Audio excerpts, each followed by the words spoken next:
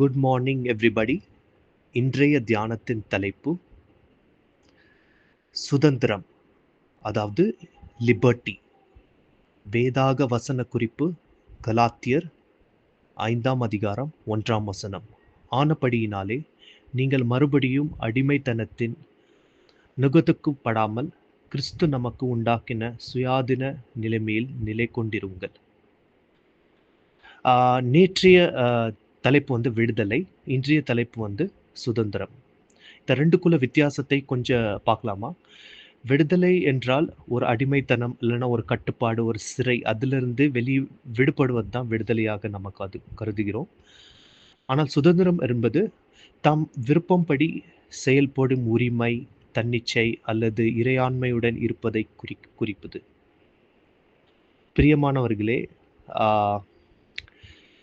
ஒரு கைதி ஜெயிலில் இருந்து வெளியில வந்த பிறகு அவனோட மனசு இன்னும் நான் கைதிதான் என்று நினைத்தால் அது உண்மையான சுதந்திரமா? அதேபோல் நாம் கிறிஸ்துவில் ரட்சிக்கப்பட்ட பிறகும் ஏதாச்சும் பயம், அல்லனா பக்கத்தில் உள்ள மனிதர்கள் ஏதாச்சும் சொல்லிடுவார்களோ என்ற ஒரு அச்சம், இல்லைனா இந்த சின்ன பாவத்தை செஞ்சுட்டேன், தேவன் உடனே என்னை தண்டிச்சிருவாரா என்ற ஒரு எண்ணம், இதெல்லாம் வைத்து வாழ்ந்தால் நமக்கு உண்மையாக சுதந்திரம் இல்லை. பவுல் கலாத்தியருக்கு எழுதின அந்த நிருபத்துல தெளிவாக எழுதியிருக்கார். அது இங்கிலீஷ்ல நான் பார்க்கும்போது, it is for freedom that Christ has set us free. It is for freedom that Christ has set us free. அதாவது மீண்டும் சட்டத்தின் அடிமையாய் வாழ அல்ல, அவருடைய கிருபையில் வாழ மட்டுமே. ஒரு தந்தை தன் பிள்ளையை நேசிப்பது அந்த பிள்ளை எந்த தவறும் செய்யாததுக்காக இல்லை, ஆனால் அந்த பிள்ளை அவரோட சொந்த பிள்ளை என்பதால் மட்டுமே.